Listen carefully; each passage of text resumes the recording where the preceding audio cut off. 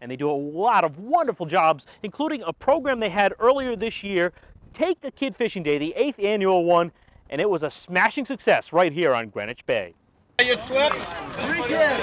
Earlier this year, the Rhode Island saltwater anglers showed up en masse to help kids around the Ocean State learn to appreciate this amazing resource. Steve Medeiros is the president of RISA. This is our 9th year. Started out, we called it the Take a City Kid Fishing Day. Over the past year, we've changed it. We've expanded it to just Take a Kid Fishing Day. Initially, it was to take kids from the city out fishing that might never get that chance. And then we've expanded it now. We invite Cub Scouts and Boy Scouts and Girl Scouts, and we expanded, some church groups. Oh, it's the greatest feeling. That's why we do it. Generally, we started our first year with 15 boats.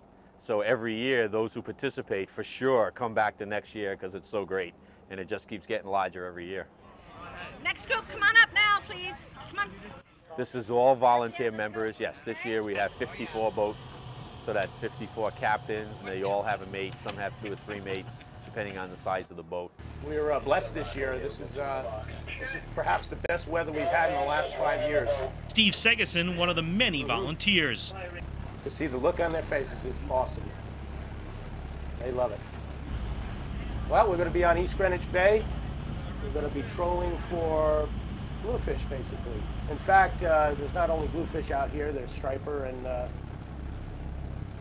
who knows what else might be caught. Every year we get a couple surprises, fish that we didn't expect. And did they catch fish after fish after fish, which meant smile after smile after smile. Tiffany White with the City of Providence helped organize the kids' special day. All the kids love it. We really enjoy going fishing every year. Oh, they was up early this morning. They got their donuts and it was ready to go. It's good for the kids. Most of these kids have never been fishing before. And I had 2 youngsters and the father of one of the boys.